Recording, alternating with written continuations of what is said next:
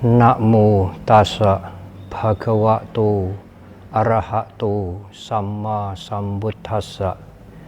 Namo tassa bhagavato arahato samma sambuddhassa. Namo tassa bhagavato arahato samma sambuddhassa.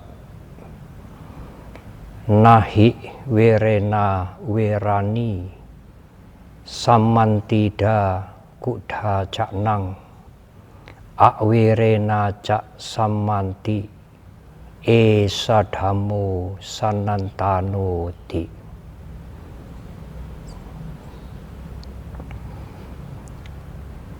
Para ibu, bapak sekalian, saudara-saudara yang berbahagia, kembali kita memperingati 3 kejadian suci pada pribadi Guru Agung Buddha Gotama pada saat purnama di bulan Waisakha yang pada tahun ini jatuh bertepatan dengan tanggal 26 Mei, yaitu pada saat kelahiran pencapaian pencerahan sempurna dan saat mangkat atau parinibbana Guru Agung Buddha Gotama. Ibu, bapak dan saudara, peringatan Trisuci Waisak pada tahun ini masih dalam suasana pandemi COVID-19. Ada hikmah besar yang bisa kita ambil.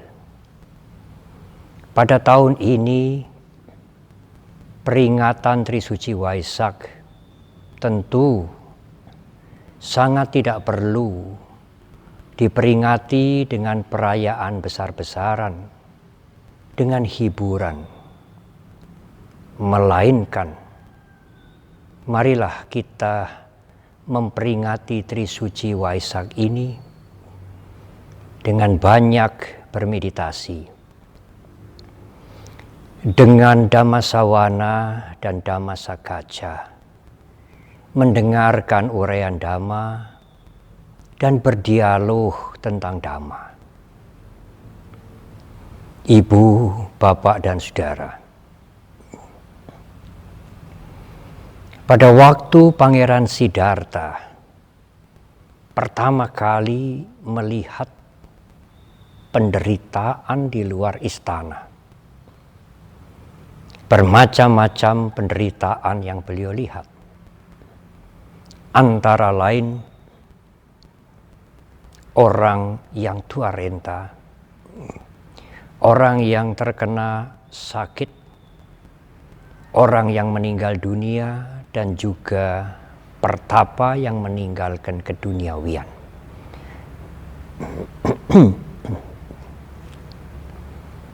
Penderitaan-penderitaan yang dilihat oleh Pangeran Siddhartha itu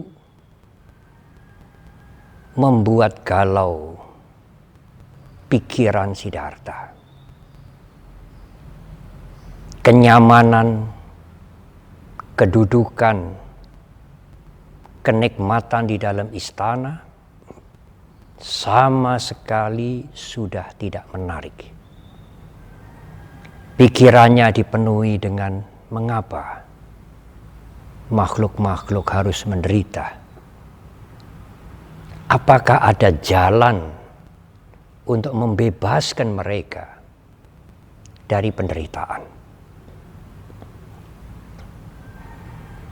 Banyak yang mengatakan,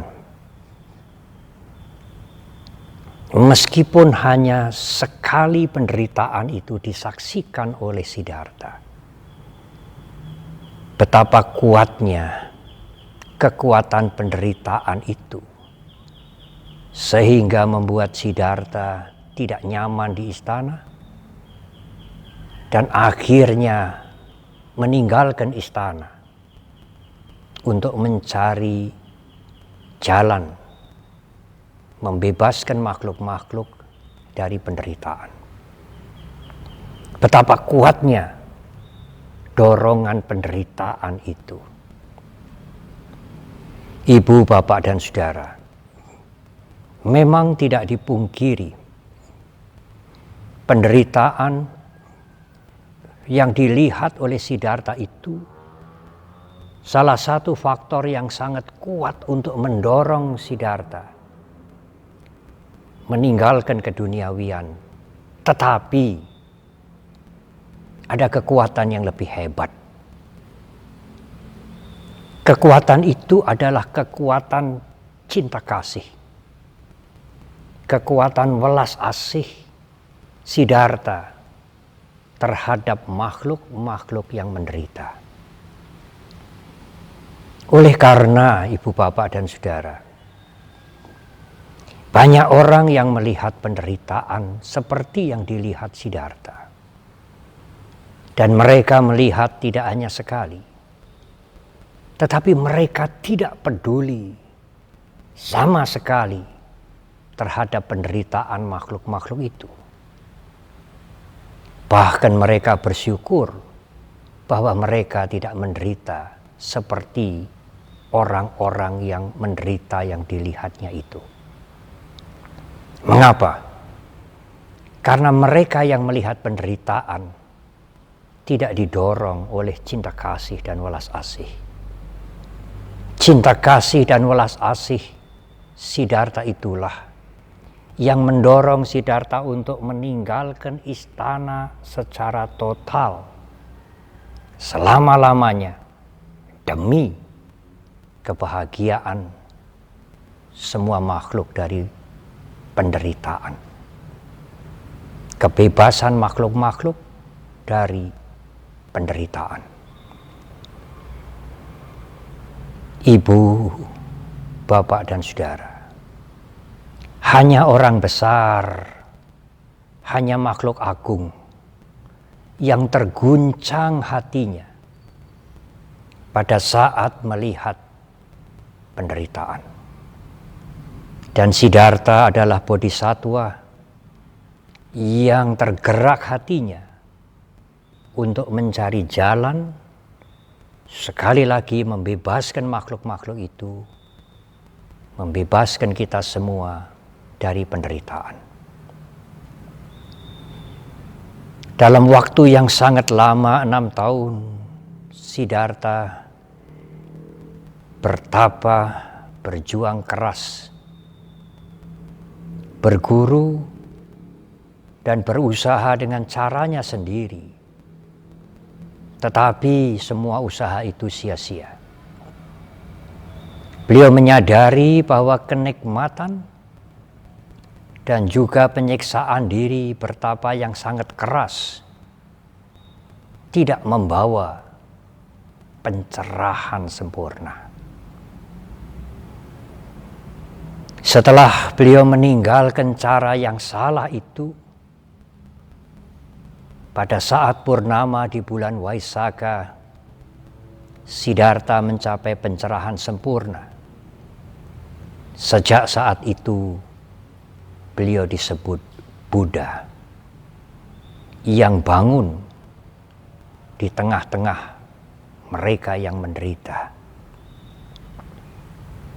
Ibu, bapak, dan saudara, cinta kasih bagaikan denyut nadi yang mengalir di seluruh ajaran Guru Agung Buddha Gautama. Ibu, bapak, dan saudara, cinta kasih itu adalah sikap mental untuk menerima semua kehidupan dengan kasih sayang, dengan sikap yang nyata. Cinta kasih adalah kekuatan untuk mengendalikan diri dari semua perilaku yang buruk. Ibu, bapak, dan saudara, kalau seorang suami atau seorang istri tidak melakukan pengendalian diri dari perilaku-perilaku yang buruk, maka ia menjadi sumber ketegangan di dalam keluarganya. Suami atau istri itu tidak mempunyai cinta kasih meskipun untuk keluarganya sendiri.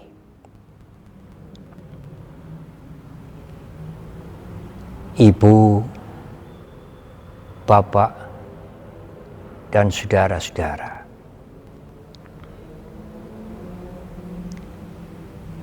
cinta kasih haruslah sikap mental untuk berhentinya kejahatan. Moral cinta kasih adalah moralitas tidak melakukan kekerasan terhadap makhluk-makhluk yang kecil atau lemah sekalipun. Moral cinta kasih adalah sikap tidak mencari keuntungan dengan merugikan orang lain. Cinta kasih adalah sekali lagi menghargai dan menerima semua kehidupan. Cinta kasih membebaskan kita dari dendam. Di Dhammapada ayat yang awal, ayat ke-5, Guru Agung kita mengingatkan, nahi werena werani samantida kudacanang akwerena cak samanti sadamu sanantanu. Kebencian tidak mungkin habis atau padam apabila dibalas dengan kebencian. Kebencian hanya padam apabila dihadapi dengan sikap tanpa membenci. Sadamu sanantanu. Ini adalah ajaran di sepanjang masa. Kalau kebencian dibalas dengan kebencian, maka kebencian itu akan beranak pinak dan tidak akan pernah selesai. Berhentilah membalas kebencian dengan kebencian, maka kebencian akan berakhir. Inilah ajaran di sepanjang masa. Inilah hukum yang berlaku di segala zaman. Ibu, bapak, dan saudara, dalam khotbah Karania Metta, khotbah tentang cinta kasih yang harus dikembangkan, Guru Agung kita di bait yang awal menjelaskan, cinta kasih adalah menjadi orang yang mempunyai perilaku yang berguna. Dan perilaku yang berguna itu disebutkan oleh Guru Agung kita di awal penjelasan beliau tentang metta, tentang cinta kasih adalah sako ujuca suhujuca. Berperilaku jujur dan sungguh jujur. Jujur dalam ucapan, tetapi juga jujur dalam pikiran. Di khotbah tentang Karania Metta, metta atau cinta kasih yang harus dikembangkan, puncak dari cinta kasih adalah mengembangkan pikiran cinta kasih ke segenap alam kehidupan. Tidak sempit, luas, tanpa dengki dan tanpa benci sama sekali. Memang tidak mudah, Ibu, Bapak, dan Saudara. Oleh karena itu, guru agung kita memahami ini tidak mudah. Beliau memberikan ukuran yang paling rendah. Begitulah kalau boleh kami mengumpamakan, mengistilahkan. Biarosana patikasanya nanya manyasa duka micea. Seandainya Anda diliputi marah atau benci, janganlah mengharap orang lain celaka. Apakah yang dimaksudkan guru agung kita? Mungkin kita belum mampu mengatasi marah atau benci, tetapi seandainya karena diliputi marah atau benci, janganlah mengharap orang lain celaka. Ibu, Bapak, dan Saudara, cinta kasih dalam bentuknya yang aktif disebut karuna. Karuna atau cinta kasih yang aktif adalah peduli kepada mereka yang menderita dengan sikap yang nyata. Di dalam salah satu kesempatan guru agung kita Buddha Gotama menjelaskan, seandainya engkau mempunyai suapan nasi yang terakhir dan suapan itu hanyalah 1 sendok, apabila ada yang bisa diajak berbagi, apabila ada mereka yang memerlukan bantuan,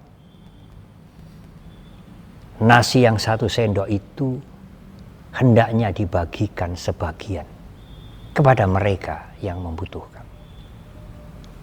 Itulah karuna. Peduli kepada mereka yang menderita, peduli kepada mereka yang memerlukan bantuan. Ibu, Bapak, dan Saudara, apabila Ibu, Bapak, dan Saudara bermeditasi, meditasi itu membersihkan mental kita. Dan mental yang bersih sudah tentu seseorang akan mempunyai perilaku yang didasari cinta kasih dalam kehidupannya sehari-hari. Bebas dari keserakahan, itulah cinta kasih. Bebas dari kebencian, itulah cinta kasih. Bebas dari keakuan, itulah meta cinta kasih. Cinta kasih menjaga, tidak membiarkan. Cinta kasih melindungi, tidak menghancurkan. Cinta kasih menjaga, tidak merusak. Cinta kasih membebaskan kita dari kebencian, keserakahan, kesombongan, kecongkaan, dan semua kotoran-kotoran batin. Karena kotoran batin itu sumber penderitaan yang menghancurkan diri kita dan menghancurkan orang lain. Ada pertanyaan, apakah kita harus mencintai orang-orang jahat, Bante? Ya, mengapa tidak? Kita harus mencintai orang-orang yang sementara berbuat jahat. Memang kita tidak setuju dengan perilaku yang dia lakukan. Kita tidak menyetujui kejahatan itu, tetapi tidak ada alasan untuk melakukan kekerasan atau melenyapkan mereka yang melakukan kejahatan. dengan mental yang bersih dari kotoran batin, dengan kekuatan cinta kasih, maka kita akan mampu rame ing gawe sepi ing pamrih. Semangat bekerja dan bersih dari kepentingan pribadi. Bukan sebaliknya, rame ing pamrih, sepi ing gawe. Mempunyai pamrih yang begitu besar, tetapi amat malas melakukan pekerjaan yang baik. Ibu, bapak, dan saudara, utamanya umat Buddha sekalian, selamat memperingati Trisuci Waisakha Puja tahun Buddhis 2565.